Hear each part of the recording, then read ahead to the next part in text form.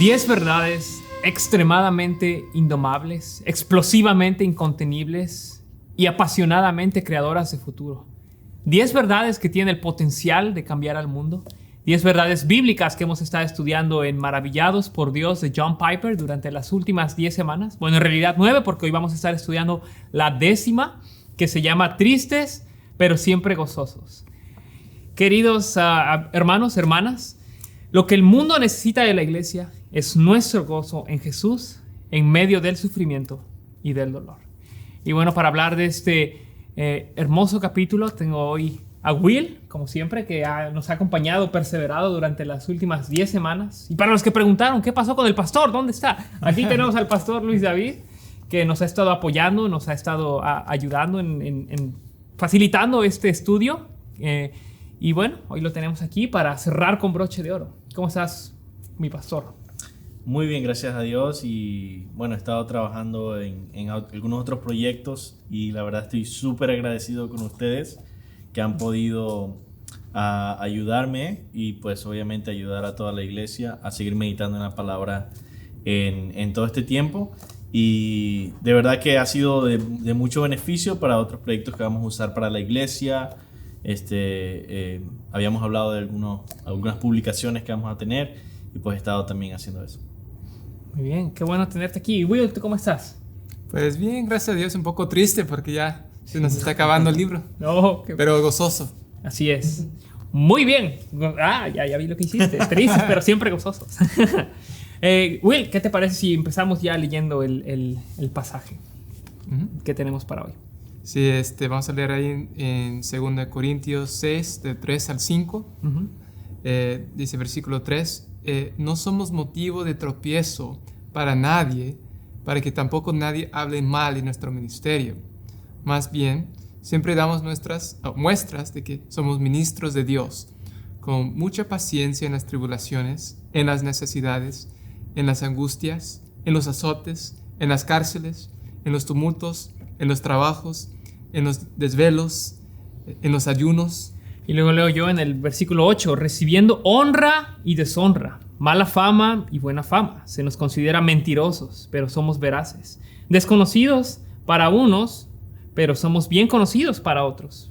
Parecemos estar moribundos, pero seguimos con vida. Se nos ve castigados, pero no muertos. Parecemos estar tristes, pero siempre estamos gozosos. Parecemos pobres, pero enriquecemos a muchos. Parecemos no tener nada, pero somos dueños de todo. Ay, Corintios, les hemos hablado con toda franqueza. Les hemos abierto nuestro corazón. No les hemos cerrado nuestro corazón, aunque ustedes sí nos han cerrado el suyo. Por tanto, les pido, como de un padre a sus hijos, correspondan del mismo modo y ábrannos su corazón. Bueno, si pasamos a la página 170, vemos que las personas heridas lo que necesitan ver y sentir es un gozo en Jesús en medio del sufrimiento y dolor. Pastor Luis David, háblanos un poco de esto. En un mundo en el que muchos pastores tienen un sentido de mucha festividad en sus servicios y que todo es alegría y victoria y declaraciones. ¿Qué es lo que el mundo realmente necesita escuchar de los ministros como tú?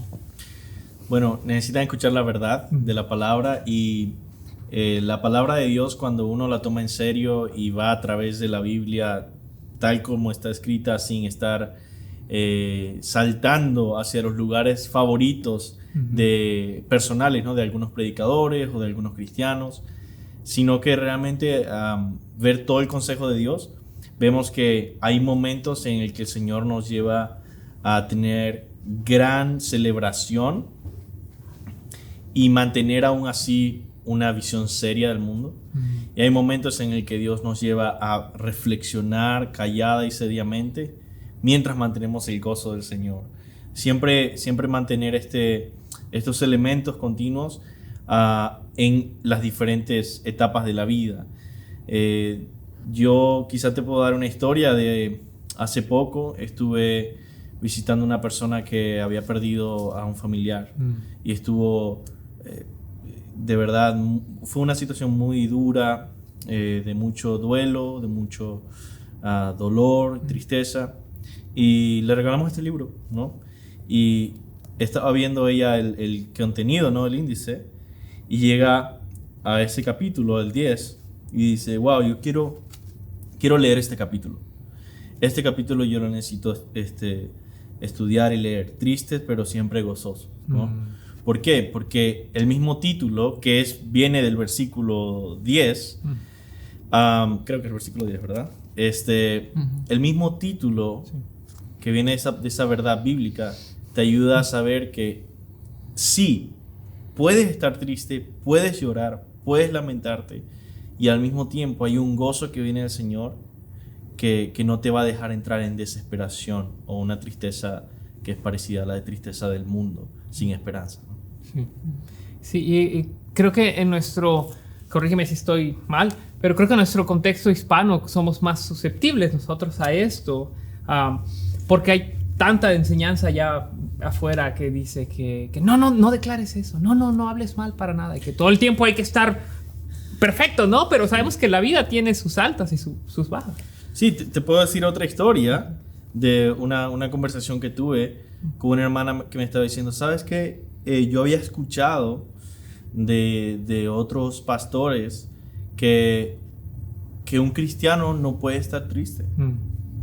Yo había escuchado de pastores que un cristiano no puede tener depresión, por ejemplo, que esa persona probablemente no era cristiana por tener depresión. Y ella se veía bastante confundida en esta situación porque decía, pero yo sí soy cristiana, ¿no? Entonces, otra vez, las enseñanzas muchas veces falsas o simplemente desinformadas que se ven en la cultura popular pueden hacer bastante daño real a personas que pasan por situaciones reales y que deben entender que el Señor con toda seguridad nos permite llorar. Jesús mismo lloró.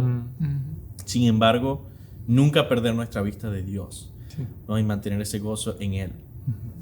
Sí. Y bueno, lo que la gente necesita ver, como dice aquí el libro, es que nuestro fundamento es Cristo y que nuestra felicidad, nuestro gozo, depende de la obra que Él hizo por nosotros en la cruz, ¿no?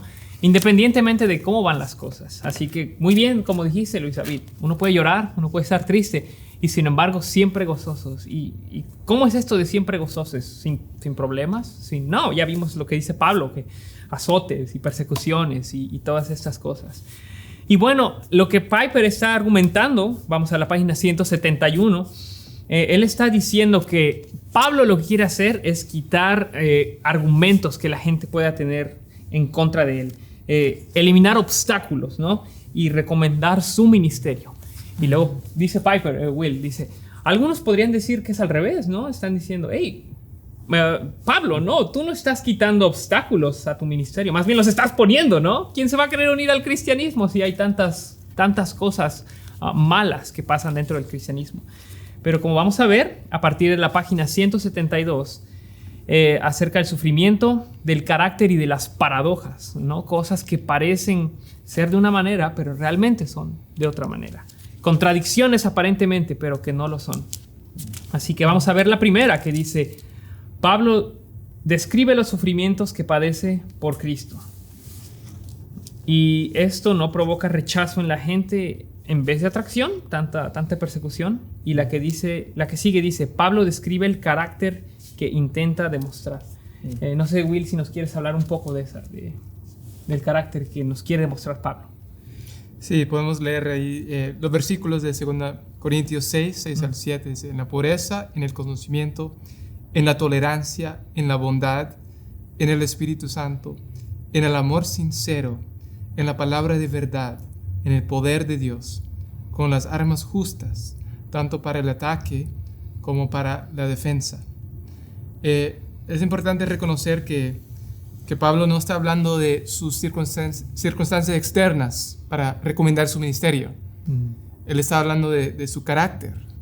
Y cuando medimos la fidelidad de una persona, nunca debemos medir su fidelidad por las circunstancias externas, por su éxito ministerial, entre comillas, que trae a un montón de personas. A veces eso puede ser un fracaso para Dios. Entonces tenemos que recordar cuáles son las marcas de un ministerio que Dios aprueba Dice aquí, pureza, conocimiento, tolerancia, paciencia, bondad, lleno del Espíritu Santo, en el Espíritu Santo, amor sincero, en la palabra de verdad, en el poder de Dios.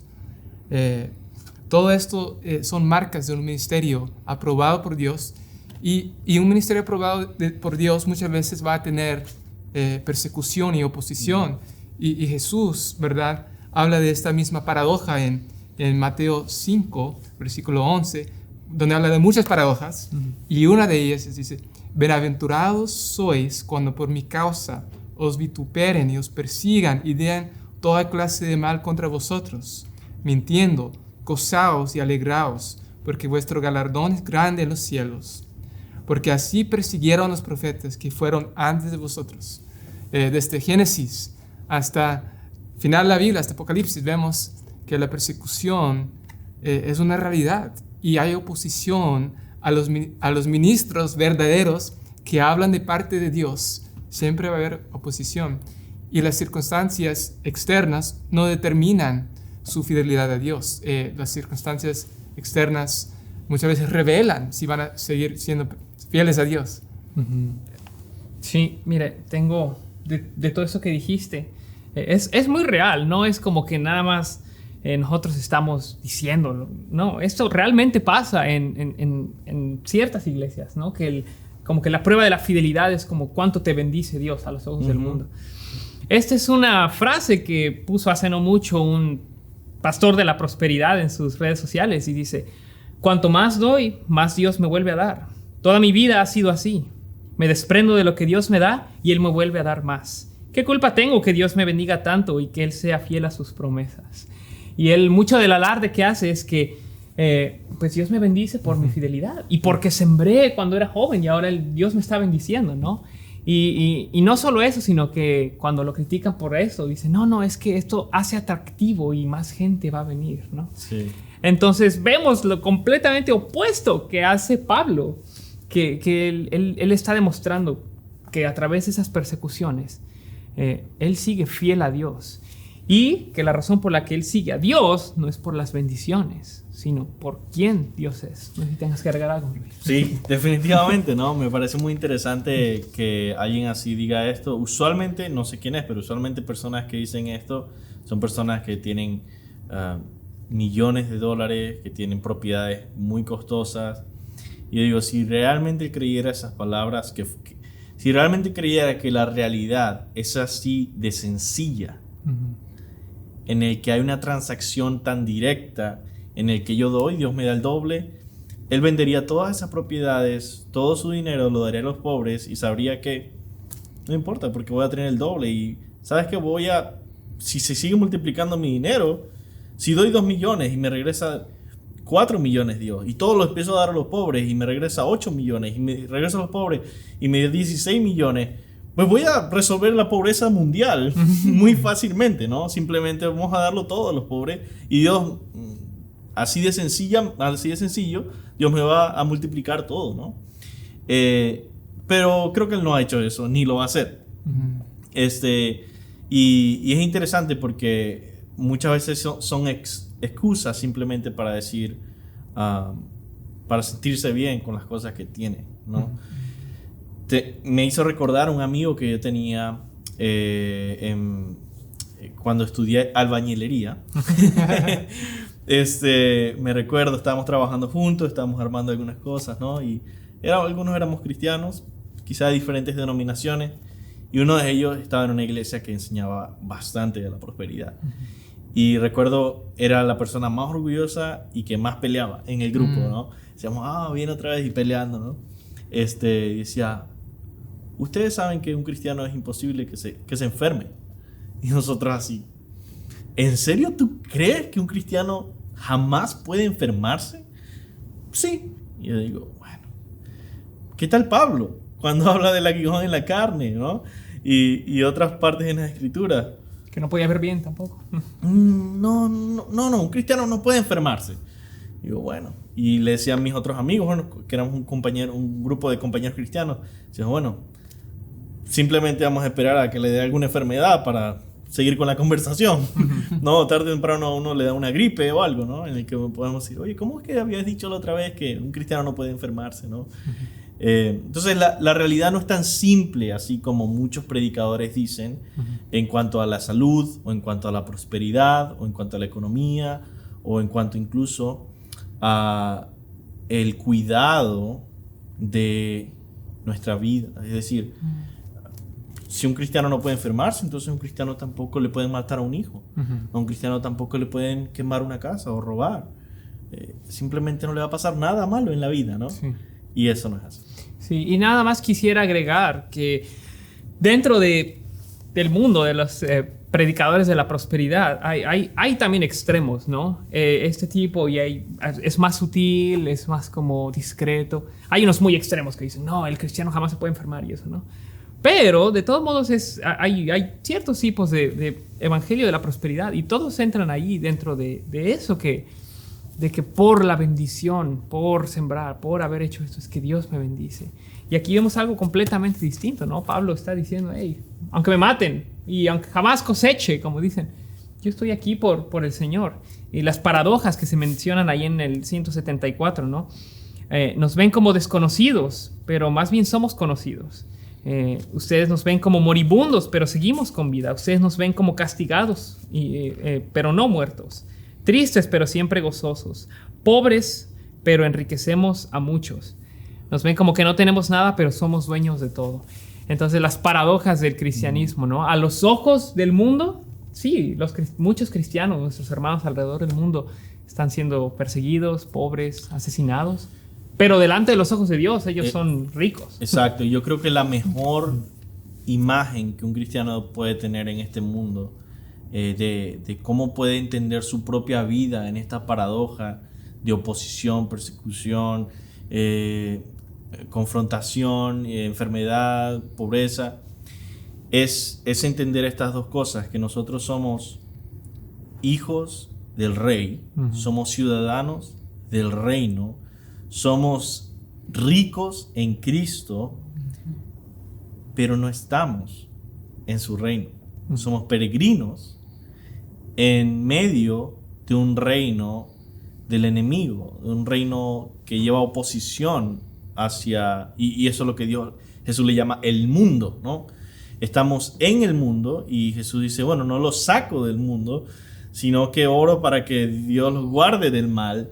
Y entonces, como quien dice, somos reyes y reinas, príncipes y princesas, pero no en nuestro palacio, sino en un reino enemigo donde nos miran como enemigos, donde nos tratan como enemigos y donde no estamos cómodos como si estuviéramos en nuestra casa, sino con una misión temporal muy específica. Y los que sean fieles a esa misión van a ser expuestos a toda clase de persecución y dolor. Mientras entienden que su identidad nadie se la va a quitar y su tesoro y su riqueza es muy real y está pronto a estar disfrutándola con el Señor. Así es. No, y esa palabra clave que acabas de mencionar, tesoro, ¿no? Donde está tu tesoro, ahí está también tu corazón. Y en la página 176 arriba vemos que dice que las personas que piensan que Jesús hace ricas a otras personas y que hacen que la vida sea más cómoda y más fáciles, bueno, muchas personas podrían venir a Cristo por eso, ¿no? Y cuando vean que es al contrario, no van a querer venir. Pero así es el reino de los cielos, ¿no? Como Jesús le dijo al hombre rico, vende todo lo que tienes y sígueme. Y dice que se fue muy triste porque tenía dinero, no porque era rico, sino porque tenía amor al dinero. Y como tú siempre mencionas los domingos, que el amor al dinero es la raíz de todos los males. Bueno, vamos a pasar a la 178, una ilustración que da ahí Piper, que dice que cómo funciona esto de la tristeza y la alegría al mismo tiempo. Y dice, es como, por ejemplo, cuando vas a un restaurante y te encuentras con un amigo y le dices con lágrimas y con tristeza, estoy triste por ti, porque estás bajo condenación de Dios, vas al infierno. Y al mismo tiempo quiero invitarte a que tengas este gozo del que yo participo. Y quiero que disfrutes a Dios como yo lo disfruto, que lo conozcas. Entonces ahí él está diciendo cómo ambos pueden coexistir, ¿no? Que no se ponen el uno al otro, sino que podemos tener, en el contexto de evangelismo, carga por las almas perdidas y al mismo tiempo gozo en saber que Dios salva y que puede alcanzar a esa persona. No sé si tú alguna vez experimentaste eso en tu tiempo de misionero en la Ciudad de México. Bueno, yo he experimentado eso no solamente en mi tiempo de misionero en la Ciudad de México, sino en mi iglesia local, en donde sea, buscando compartir el evangelio con seres queridos, con amigos, con personas que yo tengo esta tristeza porque vivimos en un mundo caído y son personas que si no se arrepienten, si no creen en Cristo, van a ser condenadas eternamente. Y algo triste en eso, ¿verdad?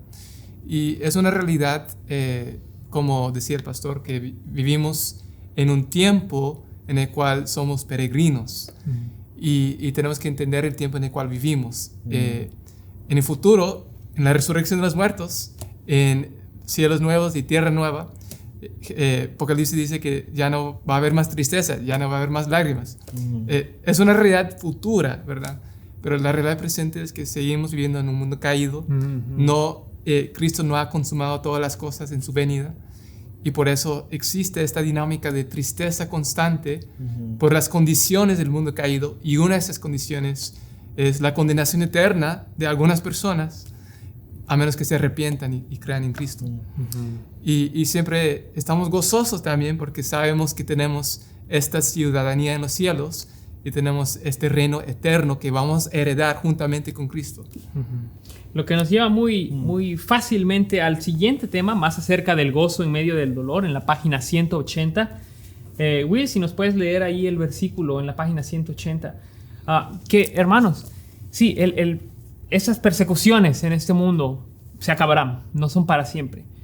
Pero por ahora no se sorprendan de que las tengamos. Más bien, los apóstoles y Cristo nos profetizaron que en el mundo tendremos aflicciones y muchas pruebas, ¿no? No sé si nos puedes leer, Will, por favor. Sí, 1 Pedro 4, 12 al 13. Amados hermanos, no se sorprendan de la prueba de fuego a que se ven sometidos, como si les estuviera sucediendo algo extraño. Al contrario, alégrense de ser partícipes de los sufrimientos de Cristo, para que también se alegren grandemente cuando la gloria de Cristo se revele. Yo ahí le puse un signo de admiración. Al contrario, alégrense de ser partícipe de los sufrimientos de Cristo. Pastor, ¿qué es esto de los sufrimientos de Cristo? ¿Y que nos tenemos que alegrar? ¿Que somos masoquistas? El mejor ejemplo lo tenemos en la Biblia, en Hechos, cuando precisamente después de ser encarcelados y de sufrir y de ser librados, dicen que los apóstoles se sentían gozosos, ¿no? Honrados de tener el privilegio de sufrir por causa de su nombre. ¿No? Entonces, yo creo que esa es la misma mentalidad. Ahora, eso no es algo que pasó solamente en la época de la Biblia lejana, que ahora nadie... No, eso pasa constantemente en los lugares de iglesia perseguida. Yo he leído una y otra vez historia sobre historia de personas en África, en China, en diferentes lugares, que tienen esa misma respuesta. ¿Por qué? Porque no estamos hablando de hombres de calidad del pasado y ya no se hacen así como antes. No, estamos hablando del Espíritu Santo en un creyente que te lleva a responder así, que es sobrenatural. En nuestra humanidad nosotros nos decimos, wow, qué gozo y privilegio el sufrir. No, pero el Espíritu Santo nos lleva a ver esta realidad espiritual y entender que estamos siendo útiles para la gloria de Cristo, porque en esa dinámica en la que podemos sufrir por Cristo y mantener el gozo, vemos que Él es más valioso que nuestra falta de sufrimiento o nuestra comodidad. Entonces, para terminar mi comentario, una de las cosas más impactantes que yo he visto en video ha sido un documental sobre la persecución en China y ver la sonrisa de estas personas en video, en un escritorio de este tamaño, en un lugar sin puerta, gozoso porque estaba haciendo su devocional y meditando en el Señor. Entonces, eso yo creo que es una gran imagen de lo que es sufrir en medio del gozo espiritual que trae el tener comunión con Cristo. Gracias, Luis. Nos pone a pensar, ¿no?, en orar por los hermanos, persecución alrededor del mundo también. Y como vimos en el sermón de hace unas semanas, la persecución es algo que va a venir pronto a los Estados Unidos. Ya ha llegado a partes de Estados Unidos, ya ha llegado a partes de México, donde es prohibido decirle a un homosexual que está mal, o decirle a un transgénero que está mal vivir como si fuera del género opuesto. Es prohibido y te pueden meter preso en la Ciudad de México ahora por ese tipo de, le llaman discurso de odio, hate speech. No, y es cierto, Willy, qué bueno que lo mencionas, porque a veces nosotros pensamos, bueno, aquí no hay persecución, pero ese es un tipo de persecución. Y alguien podría decir, eso no es persecución, es algo leve. Pero realmente ahí se va a ver quiénes realmente están bien firmes, bien parados en la verdad de Cristo. Pondré en riesgo mi empleo, pondré en riesgo mi reputación, pondré en riesgo que me vean como un retrógrada, un racista, un homofóbico, o seré fiel a las palabras de la Biblia. O que te metan preso. O que te metan preso, es verdad, sí. O que destruyan tu negocio familiar, tu trabajo. Que ya ha pasado aquí en Estados Unidos. Por eso estoy hablando de casos reales. Yo he escuchado esto de algunos cristianos que creen ser grandes ilustres de la teología y decir, por favor, ¿cómo puede hablar el occidente de persecución? Le debería dar vergüenza, no puede ser. Ustedes no ven que a los antiguos cristianos les enviaban perros para que mataran a mordidas a los cristianos. Y decir, mira, la verdad eso solamente demuestra la ignorancia de esta persona, que no entiende que la persecución no necesita que sea un perro mordiendo a una persona o echándolo a los leones. La persecución puede ser algo muy sutil porque Satanás cambia de estrategia en todos lados. Claro. La persecución puede ser tan sutil en una cultura como la nuestra, en el que va a aparentar justicia, en el que va a aparentar, eso está bien porque él hizo hate speech y discurso de odio, y eso le pasa, es bueno que le pase por odiar a los homosexuales, ¿no? Eso es bueno que le pase por ser una persona tan intolerante, para que aprenda, hasta que la cultura entiende y se une a esa persecución. Entonces tenemos una persecución que es más astuta que venir a echar leones y perros de los cristianos para que la gente tenga compasión y diga, ¿por qué están haciéndolo de ser los cristianos? Así que la persecución es una realidad mucho más compleja y sutil en nuestra época, por supuesto. Claro, sí. Y solo para aclarar, no es que odiamos a los homosexuales, por el contrario, porque nos sufrimos por lo que ellos están haciendo, cómo están destruyendo su vida. Tenemos ese tristeza, pero al mismo tiempo gozo de que el Señor puede salvarlos si se arrepienten, ¿no? Y ser fieles al mensaje. Se nos acaba el tiempo, así que voy a leer esto rápido. Continúa regocijándote, porque el sufrimiento no es un accidente, sino un plan. Continúa regocijándote, porque tu sufrimiento como cristiano es una evidencia de tu unión con Cristo. Porque este gozo fortalecerá tu certeza de que cuando Jesús venga en gloria, te regocijarás para siempre con Él, como dijo Will. Esto es por ahora. Somos peregrinos y extranjeros. Porque el sufrimiento, así reposa sobre ti el Espíritu glorioso de Dios. Continúa regocijándote en el sufrimiento, porque esto glorifica a Dios. Y porque tu Creador es fiel para cuidar de tu alma. Página 186, queremos terminar con esto que dice: ahora es el tiempo de mostrar dónde está tu tesoro, en los cielos o en la tierra. Confía en Él y continúa regocijándote. Esa palabra realmente me llegó cuando la leí. No, qué manera de terminar este libro. Piensa, Kevin, ¿dónde está tu tesoro? Y realmente no he sufrido una calamidad tan grande como perder a uno de mis padres o tener cáncer o algo. Pero he tenido situaciones en las que el Señor pues me ha quitado todo, ¿no? Y hace un par de años tuve una situación así y ver, ¿seguiré a Cristo ahora que, pues como que bien podría escoger regresar al mundo y eso, o seguiré a pesar de haberlo perdido todo, ¿no? Y yo puedo decir, como dice Piper aquí, que en medio del sufrimiento me gocé en Dios y me gocé en el sufrimiento aún, porque esa fue la cosa que me llevó a glorificar más a Dios, a deleitarme más en Dios y en ver este mundo no tiene nada que ofrecerme, ¿no? Sino el cielo. No sé si ustedes han tenido una experiencia similar. Sí, esta verdad que nosotros cuando sufrimos podemos experimentar este gozo del Señor sobrenatural, más allá de nuestras circunstancias, que de una manera sorprende al mundo, sorprende a los que no son cristianos. Es algo que yo he experimentado muchas veces desde que yo me convertí. Me acuerdo que justo después de convertirme mis papás se divorciaron, viví en un hogar de una madre soltera y crecí la mayoría de mi vida sin mi papá.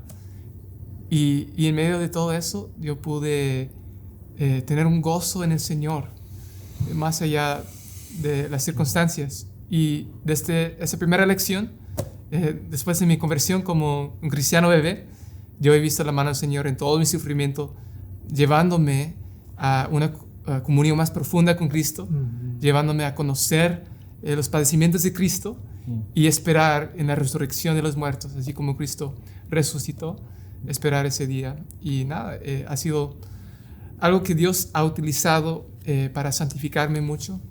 Como decía Martín Lutero, que hay 3 medios de santificación en la vida cristiana: la oración, la meditación y la tentatio en latín, que es como prueba más que tentación, es como la prueba. Esos son los 3 medios que Dios usa para santificarnos. Y yo he visto esto mucho en mi vida. El sufrimiento, Dios lo ha usado para santificarme, para darme más gozo, para arrancar los ídolos de mi corazón, para destruir los ídolos y para enseñarme que solo Él tiene agua vida. Yo quiero voltear eso, ¿verdad? Y decir que cualquiera que nos está escuchando, yo quiero que se ponga a pensar en su vida cristiana, si tú eres cristiano, los momentos de mayor sufrimiento que has pasado. Puedo predecir, sin conocerte, que son los momentos de mayor intimidad que has tenido con Cristo. Sí. Entonces, si estamos hablando de preocupación por dejar al Señor o no, yo lo que menos me preocupa es que el sufrimiento me va a dejar de Cristo. Lo que más nos debe preocupar es que la prosperidad, que es nuestro estado actual en el que vivimos, nos aleje de Cristo. Cierto. Porque eso es lo más efectivo. Esa comodidad, esa prosperidad, ese tenerlo todo, es lo más efectivo para empezar a olvidar al Señor, para empezar a dejar de orar, para empezar a dejar de leer la Biblia, empezar a dejar de tratar de obedecerle. Así que quiero voltear eso al final y ponerte a ver que los cristianos en Corea del Norte que están siendo perseguidos, ellos piden oración, y ellos, en el país con más persecución del mundo, dice que oran por los cristianos en Estados Unidos. Ellos están orando por nosotros. Wow. Dice, porque ellos están bajo la persecución de la prosperidad, que es mucho peor. O sea, ellos entienden nuestra condición espiritual mejor que nosotros. Y saben que nosotros estamos en un peligro, no físico, de dolor, sino espiritual, de acostumbrarnos tanto a la comodidad, de dejar de vivir como peregrinos y empezar a vivir como que estamos en casa y empezar a dejar a Cristo a un lado y olvidar nuestra misión, ¿no? Sí. Oh, que Dios nos libre del amor al dinero, ¿no? Y bueno, no pretendemos entender todo el dolor de todos ustedes, pero te animamos a que si estás sufriendo, que te puedes gozar en Cristo. Y como dijo el pastor Luis David, que en esos momentos te aferres a Dios y es cuando más vas a depender de Él, cuando más lo vas a buscar. Y los demás en la congregación, lo que podemos hacer es llorar con los que lloran y orar por ti y bendecirte Y si en algo te podemos servir, si en algo te podemos ayudar, por favor, dínoslo.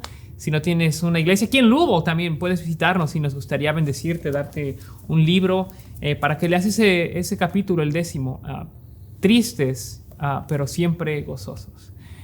Y bueno, se acabó, se terminó. 10 capítulos asombrosos. Hablamos de las misiones. Comenzamos con Dios es un Dios soberano, un Dios que ama su gloria y que eso es bueno para nosotros. Eva estuvo con nosotros la semana pasada. Hablamos de el complementarismo, la relación entre el hombre y la mujer dentro del plan divino. En fin, 10 verdades que pueden cambiar tu vida. Así que si no tuviste la oportunidad de leer el libro con nosotros, te recomendamos que lo leas. Y bueno, ¿qué más continúa, pastor? ¿Qué sigue de ahora? Bueno, hemos terminado estas 10 semanas. Este libro ha sido un buen tiempo y pues ahora yo creo que es tiempo de regresar, de volver a reunirnos en físico, y pues estaremos obviamente dando más detalles en persona sobre estas reuniones. Si tú no te congregas, si no estás en ninguna iglesia, te invitamos a que vengas el domingo a las 12 del mediodía. Comienza nuestro servicio. Te invitamos a que te enteres de lo que vamos a hacer los miércoles. En lugar de este club de lectura, tenemos grupos de hombres fieles, grupos de mujeres, mujer virtuosa. Podemos comenzar pronto el grupo de jóvenes, que involucra a toda la familia. Es un grupo de ministerio familiar. Y bueno, seguir creciendo juntos en estudiar la palabra en este tiempo. Así es. Y si no es aquí en el estado de Kentucky, busca una iglesia sana en la que se predique el evangelio, en el que se prediquen estas 10 verdades, no porque las dice el autor Piper, sino porque él las encontró en la Biblia, ¿no? Y bueno, esperamos poder reunirnos pronto aquí en la iglesia los miércoles, pero manténganse conectados a nuestras redes sociales para saber las noticias, qué es lo que vamos a hacer siguiente. Y bueno, les damos gracias por haber estado con nosotros. Will, ¿algo que tengas que agregar para despedirnos? Pues nada. Gracias por estar con nosotros. Gracias a ti, gracias a Dios por el regalo de hombres que Dios ha dado a la iglesia como John Piper, y los miles y miles de hombres en la historia de la iglesia. Y recomiendo que sigan leyendo libros de sana doctrina, y nosotros podemos recomendar recursos si no saben dónde comenzar. Pero de verdad, nosotros tenemos tantos recursos, tantos tesoros de la historia de la iglesia y de la iglesia moderna, como estos hombres que han escrito para nuestra edificación. Y pues somos orgullosos y decimos, no, nada más yo mi Biblia. No, nosotros necesitamos también de esos hombres que Dios ha dado a la iglesia, pastores, y necesitamos aprender de ellos. Entonces, gracias por ayudarnos a aprender de John Piper y sobre todo de Dios a través de él, ¿verdad? De su palabra. Muy bien. Gracias, chicos. Y bueno, eso fue todo por esta ocasión. Gracias por sintonizarnos. Manténgase al tanto para ver qué vamos a hacer en lo siguiente. Antes de despedirnos, darle las gracias también al director, a Jensel, que estuvo detrás de las cámaras y editando, y muy, muy buen trabajo, mi hermano. Y a todos los que apoyaron, tantos hermanos y hermanas, por vernos. Y bueno, que Dios los bendiga, los haga crecer, y que estas 10 verdades explosivas, indomables y creadoras de futuro les bendigan y les ayuden a amar más a su Señor y a ser hedonistas cristianos, que simplemente significa gente que entre más estamos satisfechos en Él, más Dios se glorifica en nosotros. Buenas noches y que Dios los bendiga.